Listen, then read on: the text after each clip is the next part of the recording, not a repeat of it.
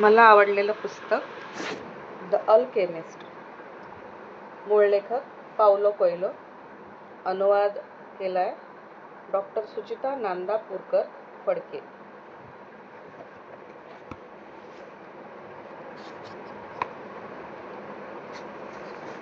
The alchemist भाग 1.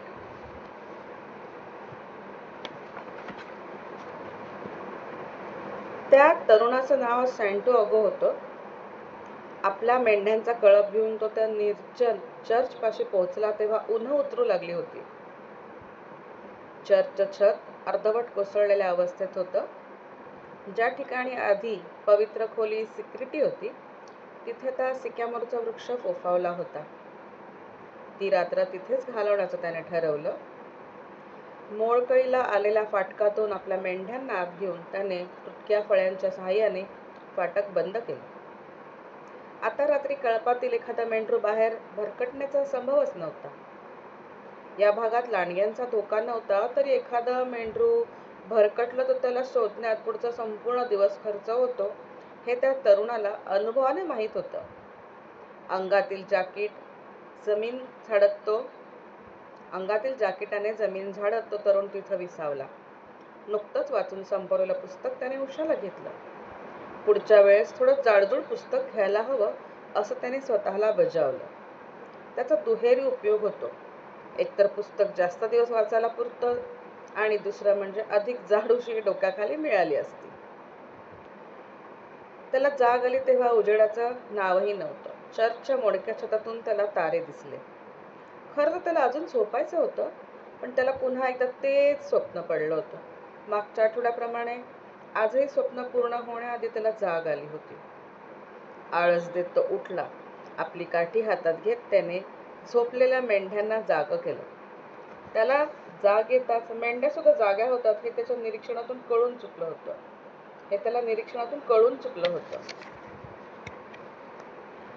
गेली 2 वर्ष हा कळप त्याच्याबरोबर होता.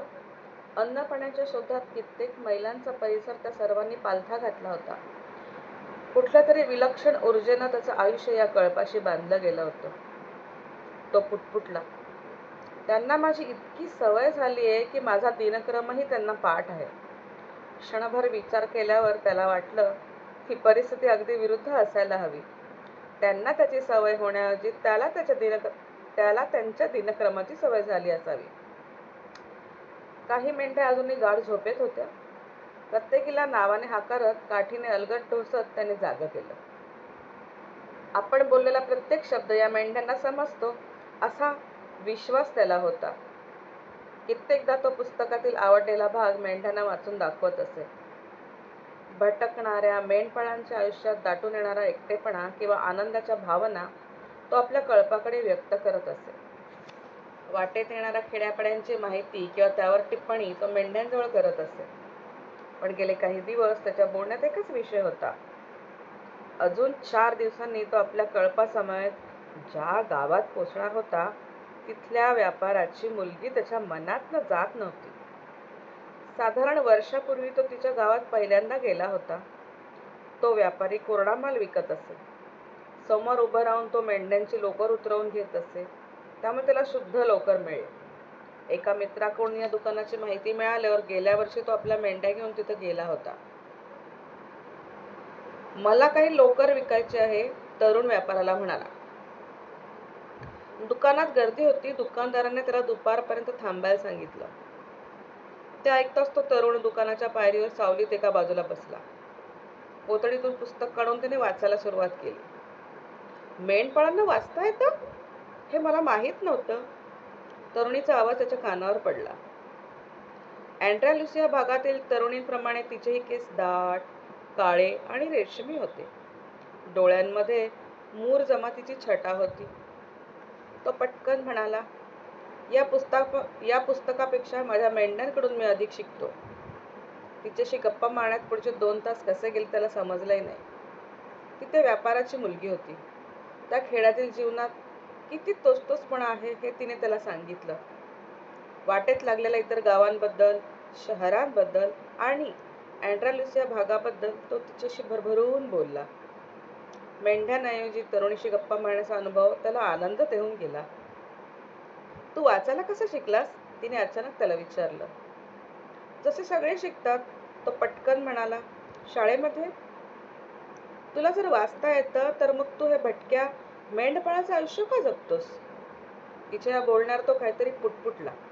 तिला ते समजलं नसणार याची त्याला खात्री होती. विषयाला बगल देत त्याने आपल्या प्रवासाबद्दल बोलायला सुरुवात केली. त्याचे अनुभव ऐकताना तिच्या टप्परा डोळ्यात आश्चर्य आणि भीतीचं मिश्रण दाटलं. बोलण्याच्या नादात कित्येक तास गेले. तिचे वडील दुकानात 2-4 दिवस व्यग्र राहावेत आणि आपण तिच्याशी गप्पा मारत राहाव्यात असा विचार त्याच्या मनात आला. आज पहिल्यांदा त्याच्या मनात अनोखी भावना दाटून आली. कधी नव्हे तर त्याला एका जागी कायमस्वरूपी मुक्काम करावासा वाटू लागला. त्या दाट केसांच्या आणि टप्पोऱ्या डोळ्यांच्या तरुणीबरोबर अनोखं जीवन जगता येईल याची त्याला खात्री पटली. परंतु काही वेळात व्यापारी हजर झाला. त्याने डोळ्यांदेखत 4 मेंढ्यांची लोकरं उतरवून घेत तरुणाला योग्य मोबदला दिला. पुढच्या वर्षी परत यायला सांगून व्यापाऱ्याने त्याला वाटेला लावला. भादरलेल्या मेंढ्यांच्या लोकरीचा योग्य मोबदला मिळालेल्या त्याच गावाला आता तो 4 दिवसात जाऊन पोहोचणार होता. तो उत्तेजित झाला होता, पण कुठेतरी त्याच्या मनात हुरहुर दाटली होती. कदाचित ती तरुणी त्याला विसरली असेल. तिच्या गावात वर्षभरात कितीतरी मेंढपाळ मेंढ्यांची लोकरं घेऊन विकायला जात असणार.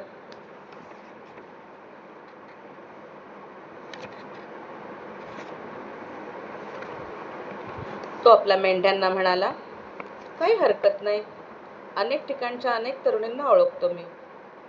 पण मनोमन तो जाणून होता की त्या तरुणीबद्दल त्याच्या मनात कोमल भावना निर्माण झाल्या होत्या. दर्यावर्दी खलाशी आणि फिरत्या विक्रेत्यांप्रमाणे भटक्या मेंढपाळांच्या आयुष्यात असं एखादं नगर येतं. तिथं त्यांना आपलं भटकं जीवन संपवून स्थिर व्हावंसं वाटतं, हेही त्याला माहीत होतं. आता उजाडू लागलं. उगवतीच्या दिशेने त्याने मेंढरं हाकायला सुरुवात केली.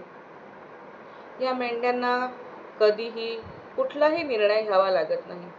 कदाचित म्हणूनच त्या आपल्याजवळ राहत असतील असं त्याला वाटतं.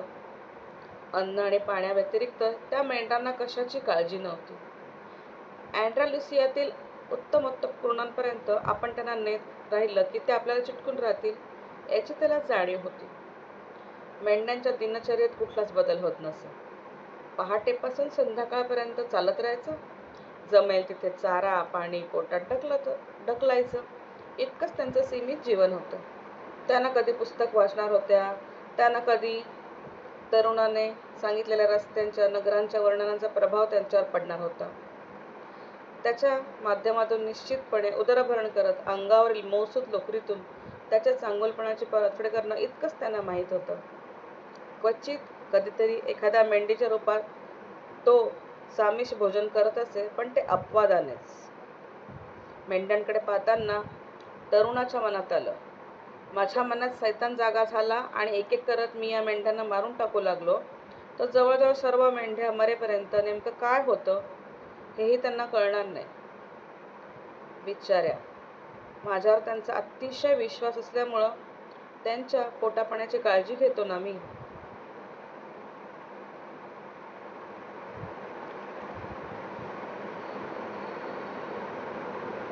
बिचाऱ्या, माझ्यावर त्यांचा अतिशय विश्वास असल्यामुळं जगण्यासाठी आवश्यक मूलभूत संवेदना देखील त्या विसरल्या असाव्यात. त्यांच्या पोटापाण्याची काळजी घेतो ना मी. मनात आलेल्या विचारांचे त्या तरुणाला आश्चर्य वाटले. कदाचित सिकॅमोरचं वृक्ष रुजलेलं ते चर्च झपाटलेलं असावं. त्यामुळेच दुसऱ्यांदा त्याला तेच स्वप्न पडलं होतं. म्हणूनच त्याच्या एकनिष्ठ सोबत्यांबद्दल त्याच्या मनात घृणास्पद विचार येत होते. आदल्या रात्री उरलेला वाईनचा छोटासा घोट घेत त्याने जॅकेट शरीराभोवती घट्ट लपेटलं. काही तासांनी सूर्य डोक्यावर येताच तापमानात प्रचंड वाढ होईल हेही त्याला माहीत होतं. त्यानंतर तो किंवा त्याच्या मेंढ्या एक पाऊलही पुढे टाकू शकणार नव्हत्या. उन्हाळ्यात दुपारच्या वेळी संपूर्ण स्पेन देशात कुणीही घराबाहेर पडू शकत नसे. रात्रीपर्यंत उष्णतेचा प्रभाव जाणवत राही. अशा वेळेस जाडजूड पाकिट वागवणं त्याला कटकटीचं वाटे. तरीसुद्धा रात्री थंडीचा कडाका या जॅकेटामुळे सहन करता येतो हे त्याला माहीत होतं. म्हणून त्याची काही तक्रार नव्हती. आपण बदलासाठी नेहमी तयार राहिलं पाहिजे. हा विचार मनात येताच त्याच्या मनात जाकीटाचं वजन आणि ऊब या दोन्हीबद्दल कृतज्ञता दाटून आली. जाकीटाच्या अस्तित्वाचा जसा अर्थ होता तसाच त्या तरुणाच्या जीवनालाही होता. प्रवास करणं हे त्याचं ध्येय होतं. गेल्या 2 वर्षात अँडालुसियाच्या भागात सातत्याने भटकंती केल्यावर त्याला प्रत्येक शहराचा परिचय झाला होता.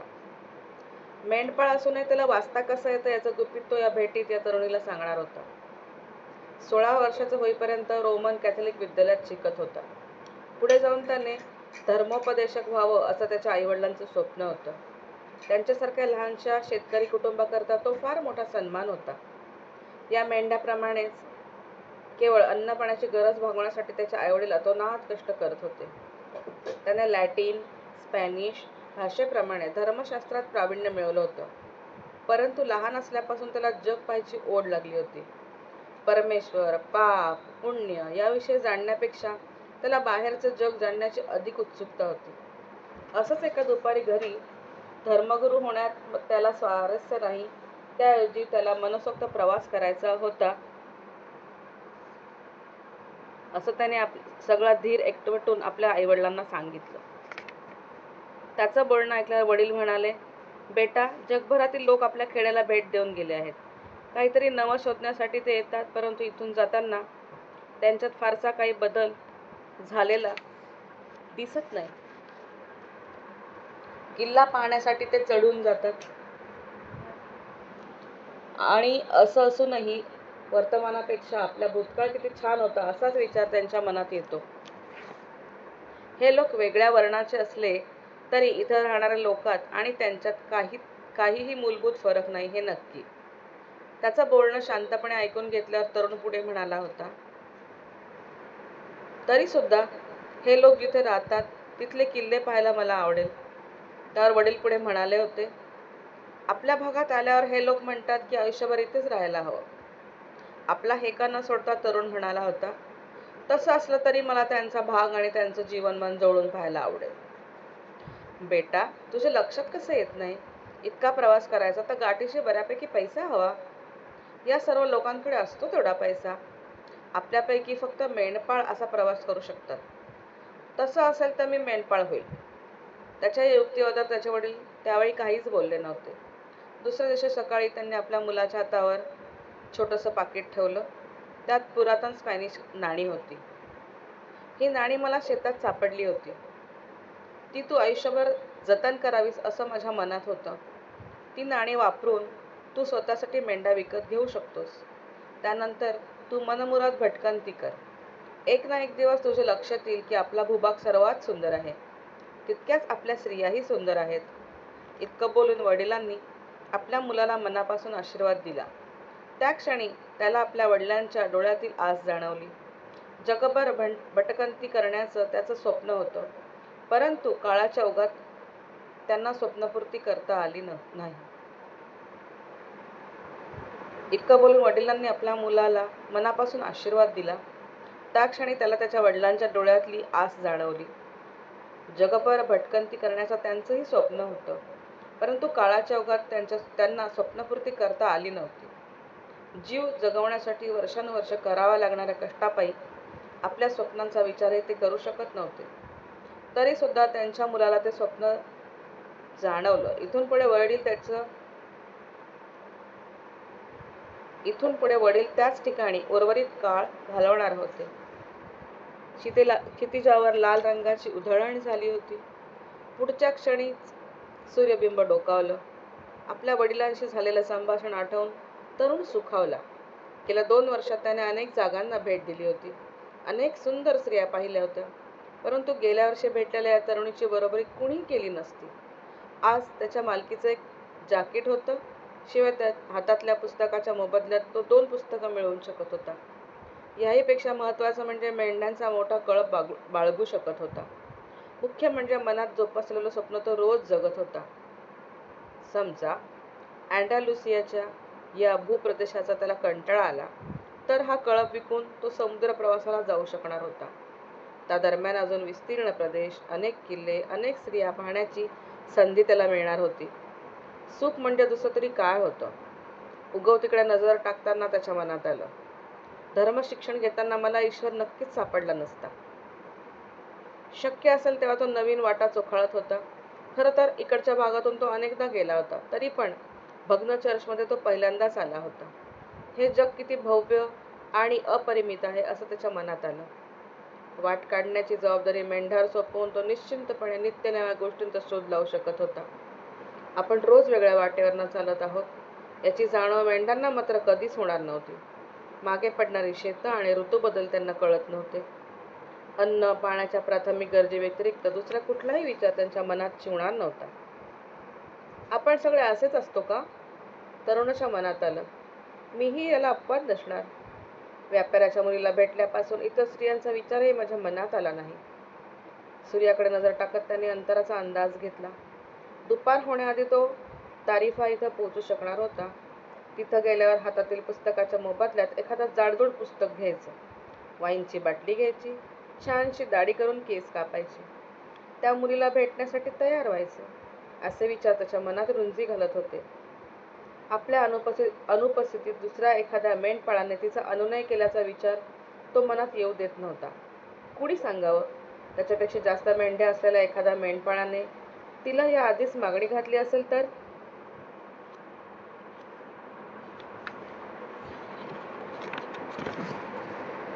परत एकदा सूर्याकडे पाहत त्याने चालण्याची गती वाढवली. पाहिलेलं स्वप्न प्रत्यक्षात उतरण्याची शक्यता निर्माण झाली की आयुष्य रंजक होतं, त्याच्या मनात आलं. त्याबरोबर त्याला आठवलं, तारिफामध्ये राहणारी एक म्हातारी स्वप्नांचे अर्थ सांगते. म्हातारीने हात धरून तरुणाला घरच्या मागच्या भागात नेलं. रंगीत मण्यांचे पडदे लावून तिथे थोडा आडोसा तयार झाला होता. त्या खोलीत एक टेबल, 2 खुर्च्या आणि येशूच्या पवित्र हृदयाचे चित्र होतं. एका खुर्चीवर स्वतः बसत तिने तरुणाला दुसऱ्या खुर्चीत बसण्यासाठी खुणावलं. त्याचे दोन्ही हात हातात घेतले आणि मनात प्रार्थना करू लागली.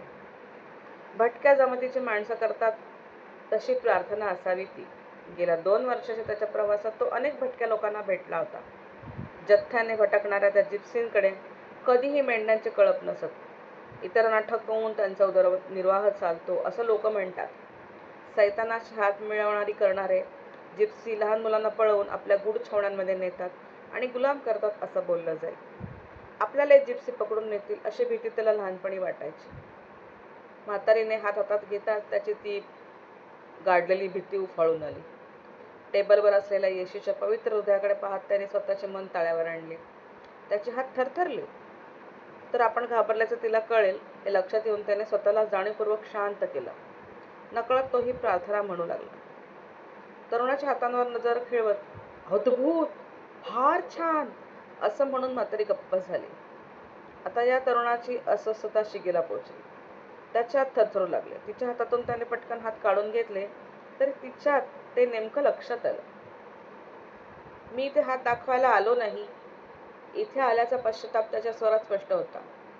तिला पुढे काही बोलण्याची संधी न देता पटकन तिचे पैसे देऊन इथून निघून जावं असं त्याला क्षणभर वाटलं. वारंवार पडणाऱ्या स्वप्नांना आपण अनाठायी महत्त्व देत तर नाही ना असं त्याच्या मनात आलं. त्याच्याकडे रोखून पाहत म्हातारी म्हणाली, तुला पडणाऱ्या स्वप्नांचा अर्थ समजून घ्यायला तू इथे आला आहेस. स्वप्न म्हणजे ईश्वराची भाषा. ईश्वर आपल्या भाषेत संवाद साधतो तेव्हा मी त्याचा अर्थ सांगू शकते, परंतु तो जेव्हा अंतरात्म्याच्या भाषेत बोलतो तेव्हा फक्त तूच ते समजून घेऊ शकतोस. या सल्ल्याचा मोबदला मी तुझ्याकडून घेणार आहे. ही तिची अजून एक युक्ती तरुणाच्या मनात आला. तरी पण त्याने संधीचा लाभ घेण्याचं ठरवलं. लांडगे असोत अथवा दुष्काळ, समोर येईल त्या परिस्थितीला भिडण्याची संधी मेंढपाळ कधीच सोडत नाहीत. म्हणून तर मेंढपाळांच्या जगण्यात मौज असते. हे स्वप्न मला 2दा पडलं आहे, तो बोलू लागला. स्वप्नात मी माझ्या मेंढ्यांबरोबर शेतात होतो. तितक्यात एक लहान मूल तिथे येऊन माझ्या मेंढ्यांची खेळू लागतं. मेंढ्या अपरिचित व्यक्तीला घाबरतात. त्यामुळे माझ्या मेंढ्यांच्या संपर्कात कोणी अपरिचित व्यक्ती आलेली मला आवडत नाही. लहान मुलांची गोष्ट वेगळी असते. मेंढ्यांना न घाबरता त्यांच्याशी खेळण्याचं कौशल्य मुलांकडे असतं. हे कसं शक्य आहे ते मला माहीत नाही. माणसांचं वय प्राण्यांना कसं बळ कळत असेल? तुझ्या स्वप्नाबद्दल सांग, म्हातारी पटकन म्हणाली. शिवाय तुझ्या गाठीला फारसे पैसे काही दिसत नाही. कोण फुकट वेळ घालवणार तुझ्यावर? किंचित त्रासून तरुण सांगू लागला. कितीतरी कितीतरी वेळ ते मूल माझ्या मेंढ्यांशी खेळत होते. अचानक पुढे होत माझे दोन्ही हात हातात घेत ते मूल मला इजिप्तच्या पिरॅमिडपाशी घेऊन गेलं. इजिप्तचे पिरॅमिड म्हणजे नेमकं काय आहे हे म्हातारीला माहीत आहे की नाही याचा अंदाज घेण्यासाठी तरुणाने बोलणं थांबवलं. ती तशीच बसून राहिली. त्या पिरॅमिडपाशी पोचल्यावर तिला नीट समजावं म्हणून शब्दांवर जोर देत तो म्हणाला, ते मूल म्हणालं, तू जर इथे आलास तर तुला लपवलेला खजिना सापडेल. ती नेमकी जागा ते मूल मला दाखवणार तितक्यात मला जाग आली. दोन्ही वेळेस असंच झालं. त्याचं बोलणं झालं तरी म्हातारी तशीच बसून होती. काही क्षणांनी त्याचे हात पुन्हा हातात घेत तिने बारकाईने निरीक्षण केलं. हे बघ मुला, आता तरी मी तुझ्याकडून काही पैसे घेत नाही, पण खजिना सापडला तर त्याचा 10वा हिस्सा तू मला आणून दिला पाहिजेस. तिचं बोलणं ऐकताच तरुणाला आनंदाने हसू आलं. स्वप्नांचा अर्थ लावण्यासाठी जे पैसे त्याला खर्च करायला लागणार होते ते वाचले. स्वप्न तरी कोणतं? दडलेल्या खजिन्याचं? तो ठामपणे म्हणाला, सांग स्वप्नाचा अर्थ. आधी वचन दे, मी तुला आता जे सांगणार आहे त्याच्या मोबदल्यात तू मला खजिन्याचा 10वा भाग देशील. मेंढपाळाने तसं वचन दिलं. येशूच्या पवित्र हृदयाकडे पाहत त्याने आपल्या वचनाचा पुनरुच्चार करावा असं तिने सांगताच त्याने पुन्हा वचन दिलं. आता ती सांगू लागली, जगाच्या अनोख्या भाषेत हे स्वप्न आहे. याचा अर्थ लावणं फार कठीण आहे आणि म्हणूनच तुला जे सापडेल त्याचा ठराविक भाग मला मिळायला हवा असं मला वाटतं. ऐक स्वप्नांचा अर्थ. इजिप्तच्या पिरॅमिडपर्यंत जा. मी ऐकलं नाही कधी नाव, पण जर एखादा मूल तुला ते दाखवत असेल अशी जागा नक्कीच अस्तित्वात असणार. तिथे पोहोचताच तुला अमाप संपत्ती सापडेल. तू अतिशय धनाढ्य होशील. हे ऐकताच तरुणाला आधी नवल वाटलं, मग थोडा वैतागला. हा अर्थ सांगण्यासाठी म्हातारीची काय गरज होती? पण असो, यासाठी तिला पैसे द्यायचे नव्हते. किंचित त्रासून तो म्हणाला, हे ऐकण्यासाठी एवढा वेळ नाही घालवला मी. तुझ्या स्वप्नांचा अर्थ लावणं फार कठीण आहे हे मी तुला आधीच सांगितलं होतं. जीवनात अतिशय साध्या आणि सामान्य वाटणाऱ्या गोष्टीच खरं तर असामान्य असतात. जीवनात अतिशय साध्या आणि सामान्य वाटणाऱ्या गोष्टीच खरं तर असामान्य असतात. त्याचा अर्थ केवळ ज्ञानी लोकांच्या लक्षात येतो. मी काय तशी हुशार नाही, म्हणूनच हातावरच्या रेषा बघण्याचं कौशल्य मला शिकावं लागलं. इथून मी इजिप्तला कसं जाणार? मी फक्त स्वप्नांचा अर्थ सांगते. ती स्वप्न सत्यात कशी उतरवायची ते मला ठाऊक असतं तर मी अशी माझ्या मुलीच्या कृपेवर जगत राहिले असते का? आणि मी इजिप्तला कधी पोहोचलोच नाही तर मग मला माझे पैसे मिळणार नाही. पैसे बुडण्याची माझी पहिलीच वेळ असेल. इतकं बोलून म्हातारीने त्याला तिथून जायला सांगितलं. आधीच त्याच्यापाशी तिचा फार वेळ गेला होता. तरुण निराश झाला. इथून पुढे स्वप्नांवर विश्वास ठेवायचा नाही असा निश्चय त्याने केला. कितीतरी गोष्टी करायच्या आहेत हे त्याला आठवलं. आधी बाजारात जाऊन त्याने पोटापाण्याचा बंदोबस्त करायचा होता. हातातल्या पुस्तकाच्या बदल्यात दुसरं जाडजूड पुस्तक घ्यायचंय. वाईनची बाटली भरून घ्यायची.